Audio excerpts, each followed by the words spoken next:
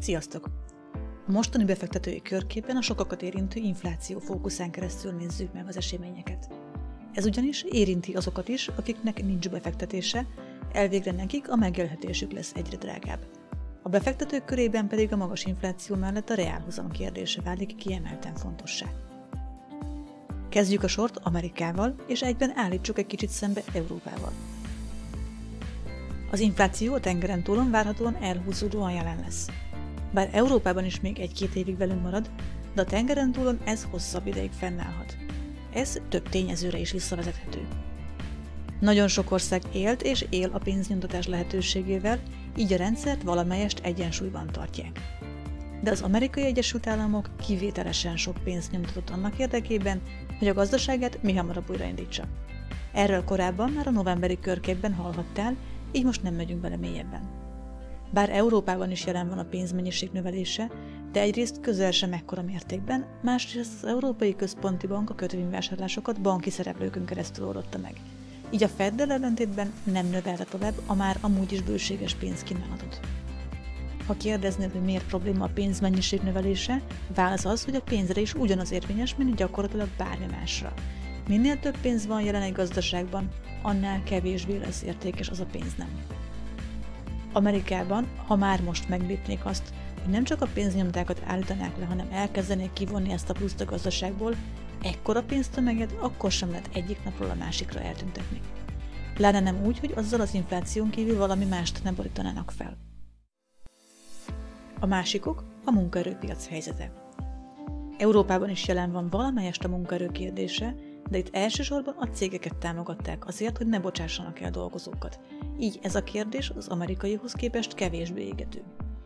Amerika jelenleg nagyon alacsony munkanélküliségi rátával néz most szembe. Már most is nagyon sok állás nincs betöltve, a Covid miatt pedig leállt a migráció is. Így kicsi az esélye annak, hogy kívülről tudnák ezt a hiányt pótolni.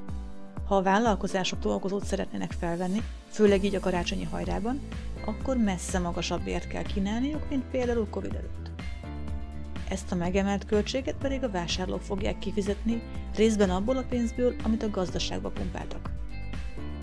Mivel az amerikai GDP jelentős részét a lakossági fogyasztás adja, az élénkítő csomag náluk a lakosság támogatását jelentette, konkrétan készpénzzel, amit a karantén miatt nem nagyon tudtak elkölteni. Épp ezért az embereknek most van pénze arra, hogy a termékeket akár magasabb áron is megvegyék. Az amerikai elhúzódó magasabb inflációt támogatja az előbb említett 2 tényezőn kívül, hogy a Fed a középtávú inflációs átlagot tekinti mérvadónak. Mivel eddig deflációs problémájuk volt, így most igaz, hogy túllépték a célsávot, de az átlag még mindig a cél alatt van. Épp ezért egészen addig nem lépnek, amíg a középtávú átlag ezt nem teszi indokoltá. Nézzük át, hogy hogyan hatottak a most elhangzottak, valamint a közelmúlt eseményei a befektetések világára. Kezdjük a sort az értékpapírokkal. A részvények tovább folytatták az útjukat felfelé. Egy ideig. A korábbi befektetői körképekben szó volt arról, hogy a részvénypiacon szép eredményt érhettél el idáig is, és az elemzők szerint ez a növekedés velünk is marad. Az alacsony hozamkörnyezet, valamint az egyszerre megjelenő pénzbőség ideális feltételeket teremtettek ahhoz, hogy a fel nem használt tőke keresse magának az utat. Ez viszont nem jelenti azt, hogy az út akadálymentes és nyílegyenes fölfelé. Az októberi befektetői körképben volt arról szó, hogy van néhány rizikófaktor, amely megakaszthatja ezt a fejlődést. Az egyik ilyen már akkor is említett rizikófaktor volt ezek közül a Covid újabb variánsa. Mivel még nem tudni semmit erről a mutációról, így a befektetők bizonytalanak abban a tekintetben, hogy lesz-e újabb lezárás vagy bármi más, a gazdasági életre komoly negatív hatással levő kormányzati intézkedés. Ha a befektetők valamit nem szeretnek, akkor az a bizonytalanság. Ennek a hatása a tőzsdék teljesítményén is látszott. Mivel még nincs se lezárás, se más meghozott intézkedés, ez inkább a pánik eredménye. Az, hogy rendeződik-e, és ha igen, akkor mikorra, az függ több tényezőtől is. Olyanoktól, mint például egy lehetséges, akár teljes szektorokat érintő kényszerleállás, vagy éppen a szállítmányozás további nehezítése akár azáltal, hogy az energiahordozók ára emelkedik, vagy éppen a vakcinák körül kialakult kötelező, vagy éppen választható ellentétnek mi lesz a végkimenetele. Jogos a kérdés a részedről, hogy ha most szeretnél részvényt vásárolni, akkor miből választhatsz. Elvégre a visszaesett árfolyam adott esetben jó beszállási pont lehet. Jelenleg a saját kockázati szintennek megfelelően a részvények területén több irányba is elindulhatsz. A rövid távú növekedést tekintve potenciál a növekedési részvényekben van jelen, a még mindig sok helyen levő alacsony hozamkörnyezet miatt. Ennél viszont ott a kockázat, hogy ha a változás áll be, például hitelkamat emelkedés miatt, akkor ezen részvények hozamkilátása jelentősen csökkenhet. Az értékalapú részvények esetében leginkább az osztalékfizetés az, ami számodra előnyt jelenthet, és tekintettel arra, hogy ezek a cégek részben a fizetett osztalékkal tartják stabilan az árfolyamukat, ez számodra jelenleg a biztonságosabb utat képviseli. Ezen kívül természetesen továbbra is várható, hogy az egészségügyi, valamint a kommunikációs szektorba tartozó cégek szolgáltatásaira kiemelt szükség lesz, így ott alulértékelt papírok választása esetén jó hozamkilátásod lehet. A kötvények területén a legutóbb megjelent iránytűben is volt egy rész arról, hogy jelenleg gyakorlatilag teljesen mindegy, hogy milyen kötvényben gondolkodsz, bár lehet helye a portfóliódban, de nagy csodát ne várj tőlük. Jelenleg jellemzően nem tudják az infláció szintjét lekövetni, így pedig számodra negatív reálhozamot jelentenek. Itt éppen a 10 éves amerikai állampapír kamata látszik, a többi ország állampapírjainak kamata is hasonlóan alakul, függően az adott ország gazdaságától és inflációs környezetétől is. Mivel a többi kötvénykibocsátó papírjait az állampapírhoz viszonyítva árazzák, így ott sem számíthatsz komoly szárnyalásra. A saját portfóliódban a kötvényeket jelenleg leginkább a likvid részek fenntartására tudod használni. A kötvény által fizetett kamat nagyobb hozamot biztosít számodra ahhoz képest, mintha a teljes tartalékodat készpénzben tartanád.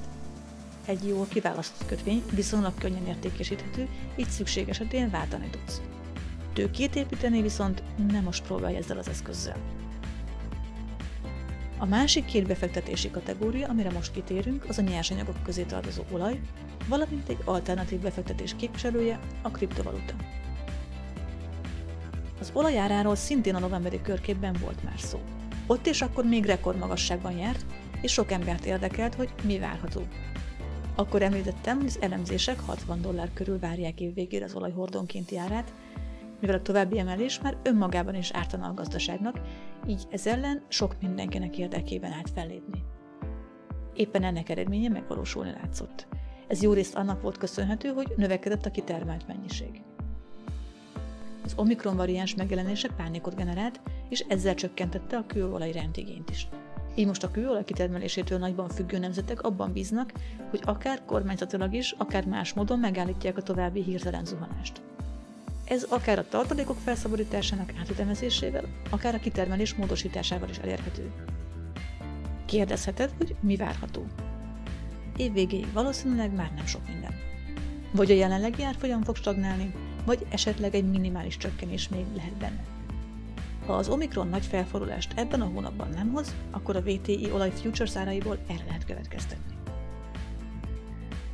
A kriptovaluták árára nagyon sok minden van hatással. Ezek közül a kereslet és a kínálat csak egy, de a pszichikai hatások is erősen látszanak rajta. Kínában sok kriptovaluta bányász, valamint kriptopénzt használó volt, ezek működését a kínai állam gyakorlatilag ellehetetlenítette. Törvénytelennek minősítették ezek használatát, így sok felhasználó más utat keresett a pénzének. Ennek a hatása nagyon jól látszik ezek árfolyamán is. A változtatás oka nagyon sokrétű.